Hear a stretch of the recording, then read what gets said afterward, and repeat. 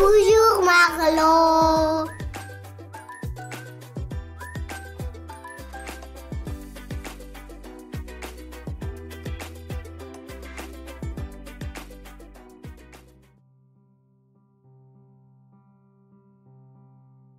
Aujourd'hui, nous rencontrons Magellan, un grand curieux, un aventurier, un explorateur. Il est à l'origine du premier tour du monde en bateau. Bom dia! Cela veut dire bonjour en portugais. Le petit Fernand de Magellan naît dans une famille noble du Portugal en 1480. C'est il y a plus de 500 ans. Waouh! À cette époque, en Europe, on connaît encore très mal notre terre. Les Européens ne connaissent pas l'Amérique. Ils ne connaissent pas non plus l'intérieur de l'Afrique, trop ardu à explorer. Le monde est un mystère. D'ailleurs, on ne sait même pas s'il est possible de faire le tour de la Terre par les mers. Sa jeunesse. Magellan a une curiosité insatiable. Et dès son plus jeune âge, c'est la mer qui le fascine. Il est page à la cour de la reine. Un page, c'est un jeune garçon qui apprend à devenir chevalier. C'est là qu'il apprend la navigation et l'astronomie. Sais-tu ce qu'est l'astronomie ? C'est la science qui étudie les étoiles, la lune, les planètes et tout ce qui se trouve dans l'espace. Cette science est fondamentale pour les marins, qui utilisent le soleil et les étoiles pour se repérer en mer. Adolescent, il entre au service du roi et enfin devient marin.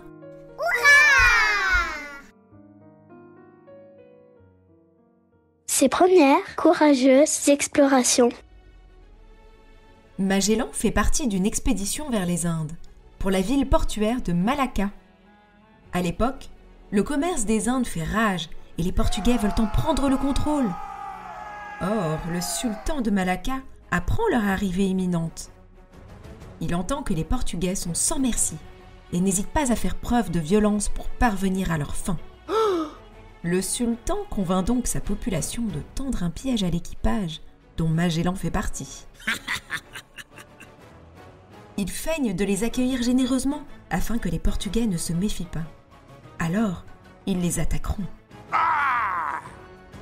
Les Portugais accostent à Malacca et sont en effet fort bien accueillis. Tandis que les matelots partent visiter la cité, les capitaines restent sur les navires. Or, l'un d'eux soupçonne très vite le complot. Il ordonne à Magellan d'aller prévenir le chef d'expédition sur le vaisseau amiral. Magellan s'y rend en chaloupe. Les Portugais se préparent. Ça y est, l'attaque des habitants de Malacca est lancée.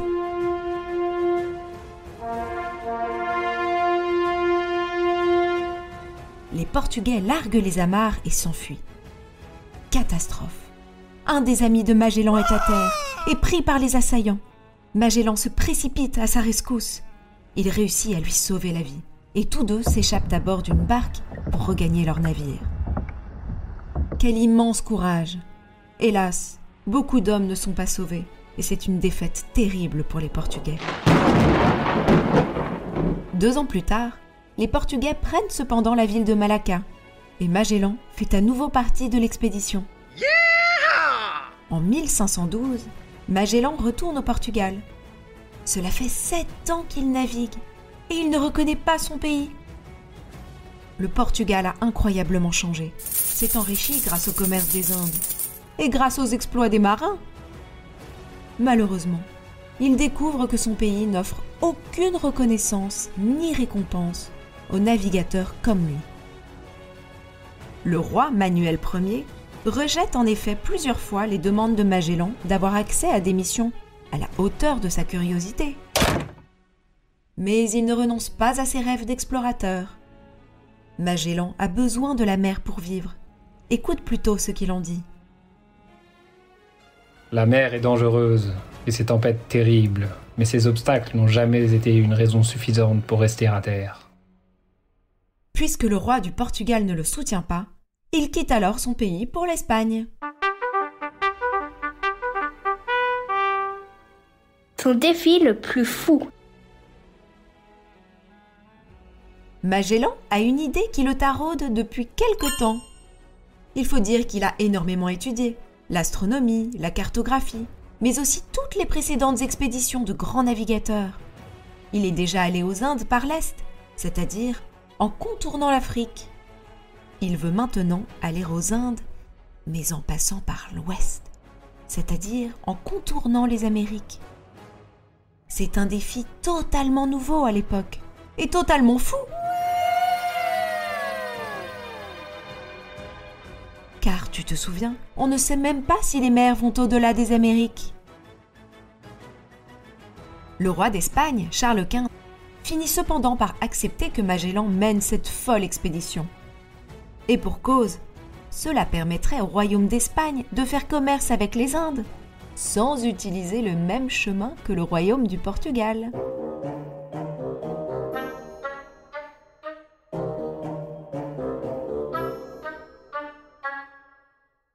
Est-ce que toi aussi tu as des rêves fous?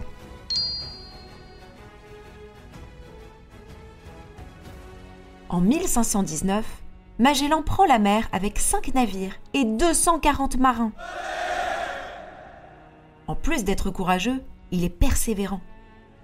Ça y est, ils vont chercher la route des Indes par l'ouest.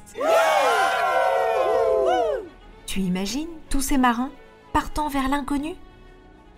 Et toi, si tu partais découvrir le monde, où choisirais-tu d'aller? Son voyage et ses épreuves.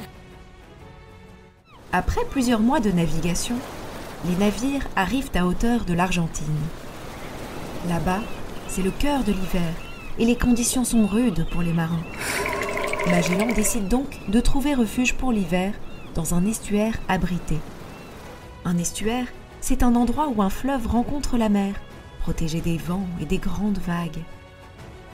Plusieurs capitaines et matelots commencent alors à douter de Magellan. Ils ne croient plus pouvoir trouver un passage jusqu'aux Indes.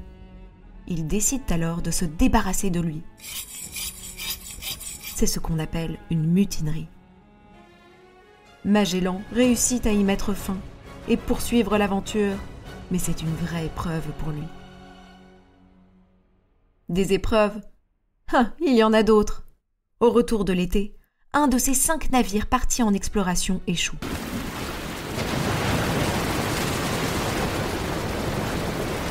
Il ne lui reste alors plus que 4 navires. Les 4 navires, menés par Magellan, pensent alors avoir trouvé un passage leur permettant de dépasser l'Amérique pour continuer leur route. Un passage de mer au milieu des terres. C'est ce que l'on appelle un détroit, le fameux passage que Magellan espérait. Mais vois-tu, un aventurier doit être courageux, persévérant et patient. Quand les 4 autres navires s'engagent dans le détroit, ils ne savent pas s'ils pourront ressortir de l'autre côté. Le passage est difficile. Les eaux sont sinistres. Les falaises autour sont effrayantes.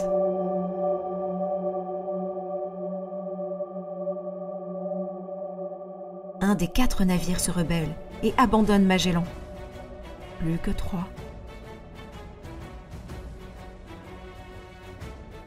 Sa grande découverte.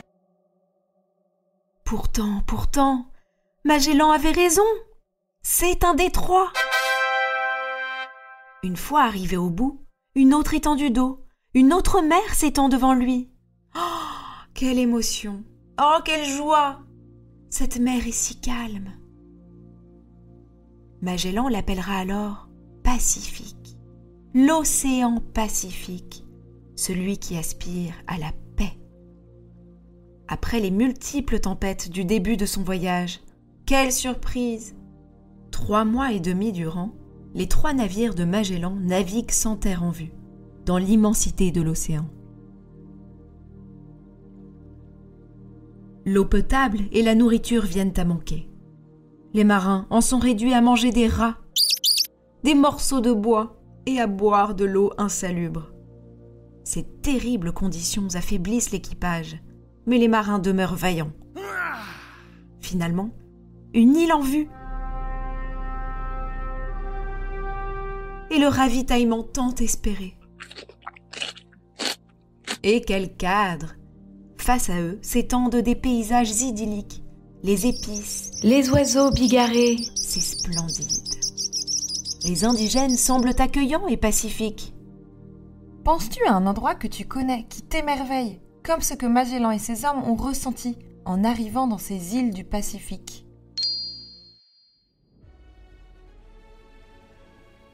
La fin de son périple. Magellan est un fantastique navigateur, un explorateur visionnaire. Sur les îles et face aux indigènes, ce n'est pas le cas. Lorsque le roi d'une petite île refuse de se soumettre à Magellan et ses hommes, ceux-ci décident de les attaquer. Vois-tu, ils pensent être plus forts, mais ce n'est pas le cas. Magellan est blessé par une flèche empoisonnée, puis tombe sous les coups. Sa violence aura déchaîné celle des indigènes et causé sa perte.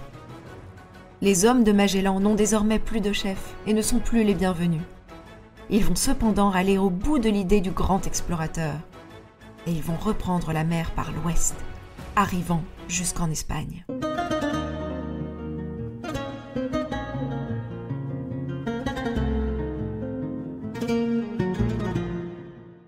Ils effectuent ainsi le premier tour du monde à la voile. Waouh!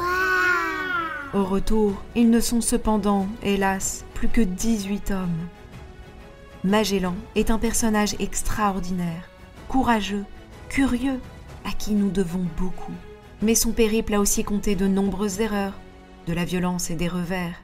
Alors souviens-toi, comme cela a bien souvent été le cas pour Magellan, que ta curiosité soit toujours au service du bien. Et toi, quels sont les explorateurs d'aujourd'hui que tu admires?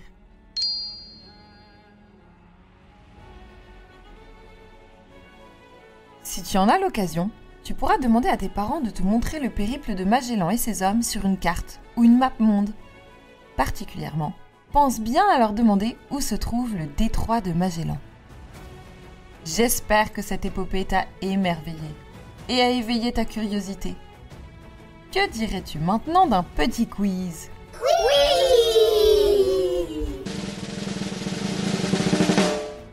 Le quiz de Marlo. Fernand de Magellan est-il né dans le royaume du Portugal ou dans le royaume d'Espagne? Il étudie enfant la science des étoiles et des planètes. Est-ce l'astronomie ou la planétomie? Magellan et son équipage sont-ils les premiers à réaliser un tour du monde en bateau ou un tour du monde en tapis volant? Quand ils sortent du détroit de Magellan, les marins arrivent dans un immense océan tout calme. Magellan l'appellera l'océan catastrophique ou l'océan Pacifique. Magellan meurt car il est touché par une flèche empoisonnée ou par une fusée?